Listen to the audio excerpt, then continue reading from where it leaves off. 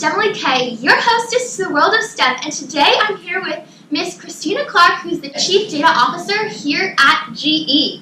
So, could we start with your background first? So, could you talk about if STEM had any effect on your childhood, and if so, how did that influence you? Perfect. Well, thanks for having me, Emily. I really appreciate it. No problem. I would say the journey to me becoming the Chief Data Officer is kind of varied, but within the STEM framework, I would say my background starts with the M, with math. Awesome. I started at GE in our finance function, and what I studied in school was accounting and economics. And I would say STEM is all around us.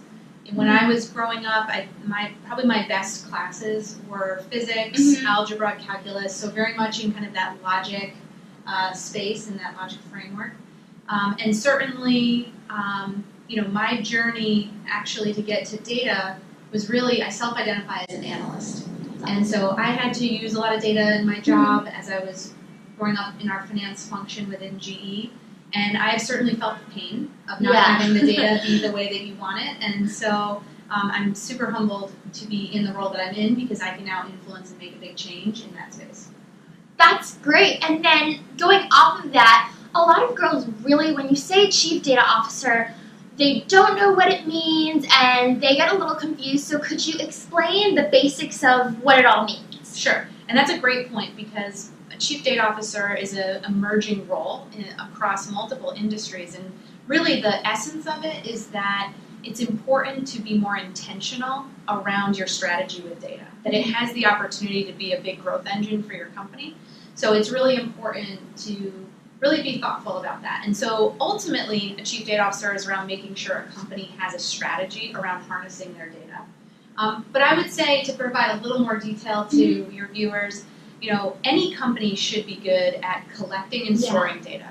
They should be good at aggregating and governing data. They should be good at analyzing and using data. And they should be good at monetizing data.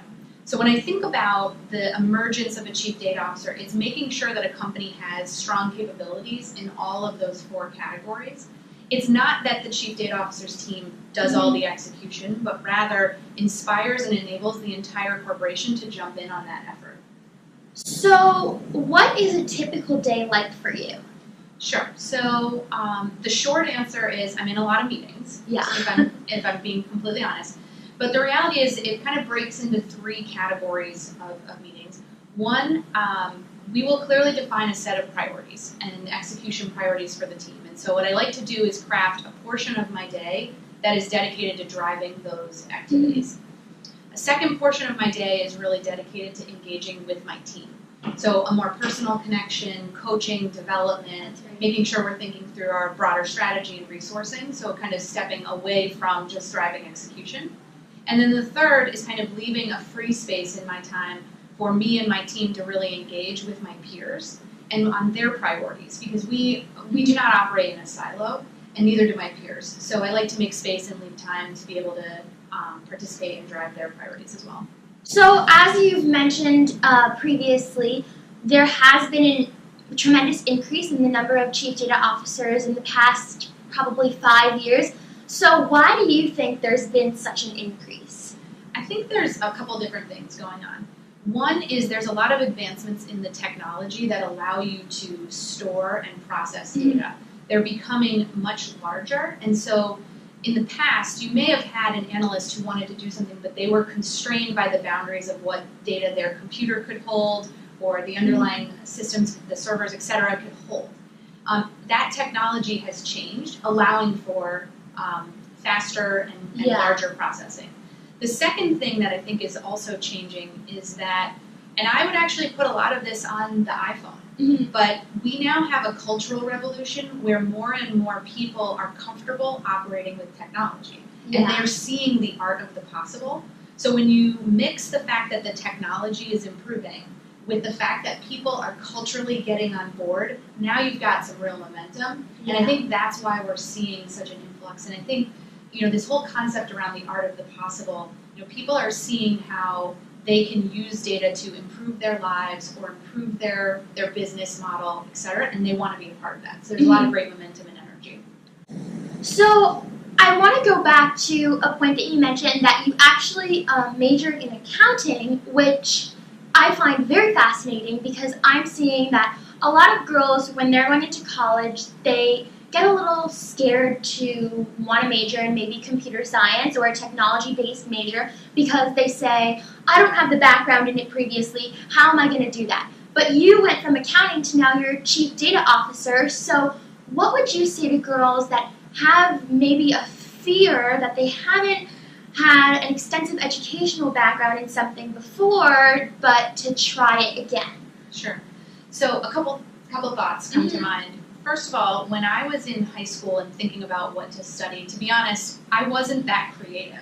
My father worked as a finance leader at Xerox.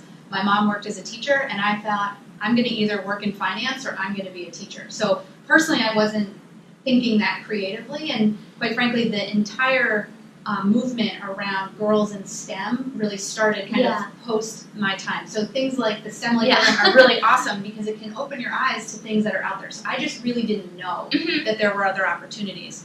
I will say though, my personal belief is that you should never put yourself within a box and a certain set of boundaries. Like, hey, I studied accounting, therefore I should only become an accountant. And there's nothing wrong with being an accountant, by the way. It's an awesome profession and it's super important. But I would say, having that confidence in myself to know, like, hey, I'm going to take some leaps. That's just a part of who I am. And for me, when I think about my career and the amount of time that I'm going to put into my job and every day and over the course of my lifetime, I'm always looking for areas that are new and interesting. And I don't let the fear of the unknown hold me back. And so I would encourage young women who maybe don't feel like they have certain expertise in an area, lean into that fear and go get it. You can go learn about it. I mean, this is an amazing age we live in. You can literally Google anything. There's lots of free courses everywhere. There's people out there who love to teach their areas. So never let fear hold you back. In fact, those are the things that maybe you should push and go try to do. And I think whenever you do something new, there's usually something that you have that you can bring to it. So in my role as the Chief Data Officer, for example, there's a lot of technical components of the role around data management, data architecture, data engineering, data platforms, but there's also the data analysis side. And that's the side that's easy for me to plug into because that's my background. Those other areas, I'm going to learn them. I'm not worried about that. And I also know that I have an amazing team that has all of those technical skills. But just know I have the confidence that I can learn anything. And I think that that's what I would encourage girls. Don't ever be afraid that you can't learn something. The human mind is amazing, and what you put your mind to, you can master.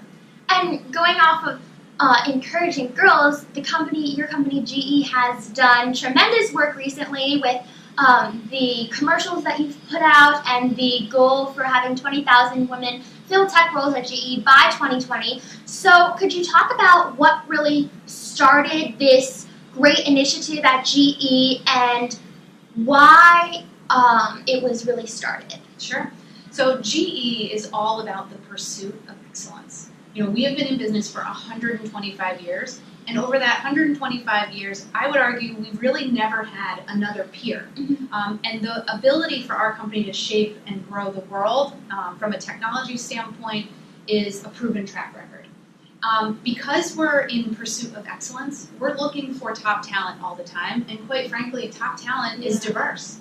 And it includes men, it includes women, it includes people from different racial backgrounds, from different cultural backgrounds. It really doesn't matter, we're always looking for the best. So we have always been very committed to growing and having female leaders in the company.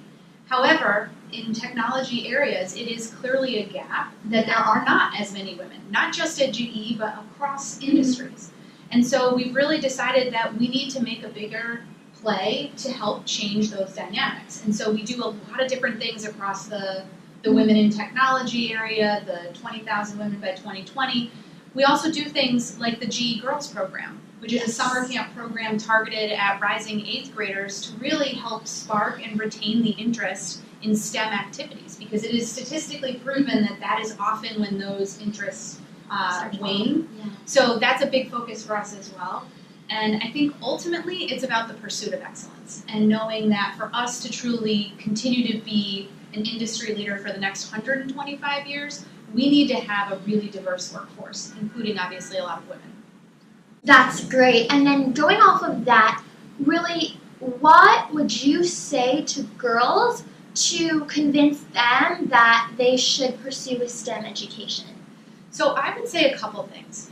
Whether or not your ultimate career and your everyday job is definitively in a STEM field or you are a technical expert, STEM is all around you. It will influence the work that we have. So for example, I remember when I was studying college, I was in the School of Business and I had other peers who would say, hey, I don't really want to be in business. I'm not going to be in the School of Business. And my feedback to them was, hey, but everything's ultimately a business. Even if you're a doctor, you're also running a business. So having that background and skill set would be useful.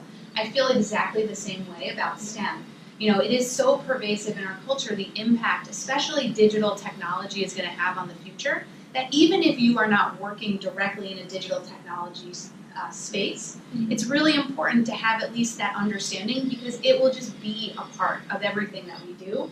So making sure you have at least some depth or a flavor, I think is really helpful. Of course, I would love to see more people really doubling down and becoming technical experts in that space and really driving the future of those spaces versus just being influenced. But either way, I think having STEM in your educational toolkit and a focus of your time while you're in school is very important.